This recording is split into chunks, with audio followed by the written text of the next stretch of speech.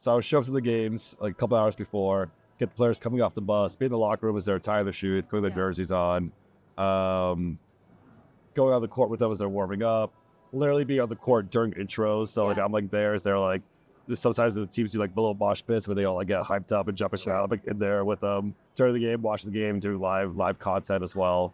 After the game, interviewing the players, getting content there. I obviously had an all access media pass, could go like wherever I want. So when I left the NBA, it was really weird to go to games because I'm like, I want to go on the court right now, but I can't go to there. but then also like it took a while for like me to be able to enjoy a game because I had so much anxiety of like, oh my god, I have to like go do this, I have to go that, I have to be there. You can just be a fan. Yeah, but like it took so long to like, just be a fan again. Yeah. Okay. All right. All right. What was your? I know we were talking about tweeting the other day. What was your favorite tweet that you did? Do you have one? Your top 3. Like, what are some good dad joke tweets that you did? Dad joke tweets.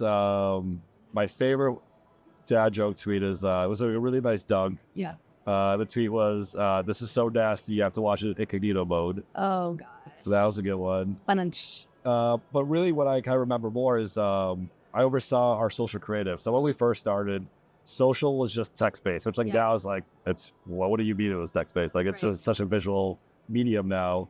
And even now it's like so video heavy, and back then it was text and maybe a couple of photos. But I saw all these like freelance graphic designers making these really cool graphics, and I'm like, why don't we as a league make these graphics so we can make them to promote TuneIn for a big game, make a really cool stats graphic and sell the rights to it to SAP, and they can put their logo on it. Make a really cool LeBron James birthday graphic and get some really easy engagement. So we kind of like started building out these graphics. At the beginning, we would do like 1 or 2 a week, but it quickly escalated. People were like, we want a graphic this, we need to do a graphic this. It's this guy's birthday. That's like, we got to do it for every guy's birthday. Right. And then by the end of it, we're making, I think, over 5,000 pieces of artwork a year. We're making stuff for NBAstore.com. We're making stuff for events, stuff that was airing on broadcast at NBA TV. So we kind of really built this like really cool empire. So I remember a lot of these like really crazy graphics that we would make. So we would make some like really like fun and intricate ones, especially like my like golden moment was the finals, because like we get to make the finals graphic that goes into the account, and like that's like such a big moment. So there's like all these like little like graphics that I remember and kind of like look back at, kind of chuckle at. That's awesome. That's awesome. Do you do some of that at Puma now too? Or seeing like, how do you work with the creative team at Puma? Yeah, so when I started at Puma, I oversaw social. Got to build out my own social team, structured in 3 verticals. We had a community management team, we had an analytics team, and we had a content creation team. The analytics team was interesting. A lot of companies still don't have this, but I feel like you have to have like an analytics person embedded on the social team, and you get so much great feedback and insights. And really, it's just figuring out like how you can kind of hack the algorithm to kind of boost your content, and we did a fantastic job of that. And then on the content side, we actually got a lot of freedom from our head of marketing back then to produce our own content for social that was outside of our normal content that you would see on e-com or in-store. So we had a lot of our own leeway. That's awesome. I basically built the same machine. I had 2 project managers, and they didn't create the content. We just found a million freelancers all over the world. We worked with people, obviously in the US, but people in Europe, people in India, China, all over the world. And it wasn't just like photographers and videographers. Like we hired an Italian marble sculptor, and he made a Puma shoe out of marble. He spent like 3 weeks. The shoe weighs like 15 pounds. And it's like this beautiful, beautiful shoe. Another one that we did is we worked with a hype beast rug maker. I know this sounds really weird, but rugs really had like their moment in hype beast culture. Around like 2019, 2020 or so. So we made all these like hype beast Puma rugs that we would use in our content. It did really well on social, and it got to the point where some of our regions, like I think Puma India reached out, a couple others, and they're like, can we make these rugs and can we sell them? Because they were getting like, they loved them. They were getting like so much feedback from their communities too.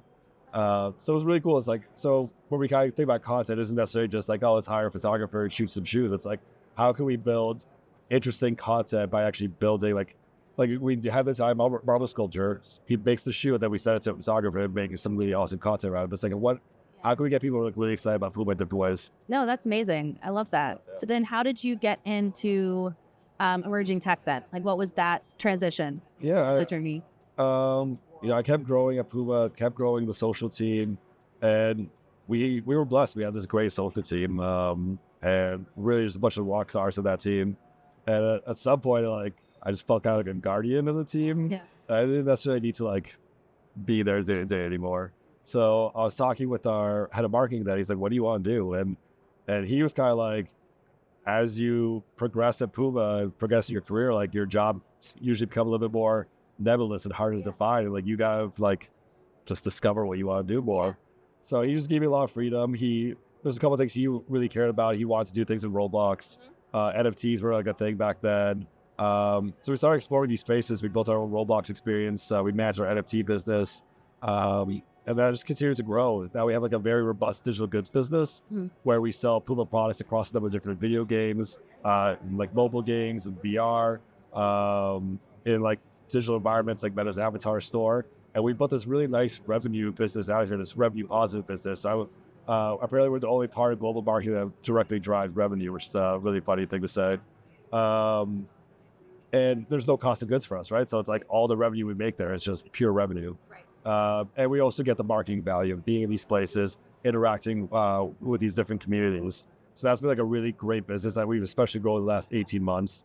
And then we're trying to use new technologies different ways. We did these things called Puma Black Station, which were these ways for us to engage communities by creating almost like a sneaker release party, but in the virtual world. We built an Unreal Engine, used pixel streaming, so people could actually go in there. And it was this 3D space that they could navigate like a video game, see our new products, and spend a lot of time there. I think people were spending around 5 minutes per session there. So people were like really hooked into these engaging experiences. That's what led us to eventually to Puma AI Creator. AI was becoming such a buzzword, and we're like, how can we be a first mover here? So we created this project called Puma AI Creator. And we basically are allowing anybody to come in and co-create with Puma. We've done this in the physical space. Yeah. And that's been really successful. But now with AI, we can do it in digital space, democratize it, and let anybody come in and do it. So we're like, what do people really care about? And we really thought about soccer jerseys, sports jerseys in general. Like that's how you show your community, what communities that you belong to. And we're blessed to have some of the greatest football clubs in the world, including Manchester City. We pitched them on the idea. They loved it. We started that journey over 12 months to build this great program called Puma AI Creator. And how it works is people come in, they register for an account, and it's text to image. They can type in anything they want. We have some guardrails in the back to make sure they're not using third-party IP or anything else that we might not want to see on a kit. But really, it's that simple. Like you just type in a couple sentences. If you want, you can add like a style filter, which will boost up your prompt. You can pick your colors, and then you generate your design. And this is a kind of fun thing that we did too, is once you press generate to create your design, just like in Midjourney, it takes some time. And in our initial testing, it was like 2 to 5 minutes. We actually got that down to 35 seconds for the final product, which was fantastic. It was pretty quick, but we still wanted to fill that gap. So we created this like Tinder-style voting system where you can see anybody else's kits that were being produced. And you'd be like, I love this kit, or I hate this kit. And we got a lot of great data there, like what kind of kits people like, what kind of colors people were gravitating towards. So as you're doing that Tinder-style voting, your kit got completed. You can continue voting, or you can go look at your kit. You go see your kit, you get 4 options. You pick which option you want to do. You can zoom in and zoom out. So like you like really see the pattern repeat if you like zoom out, and like it becomes like a little bit more intricate, or you can guys zoom in and it becomes like a little bit more filling up the entire kit.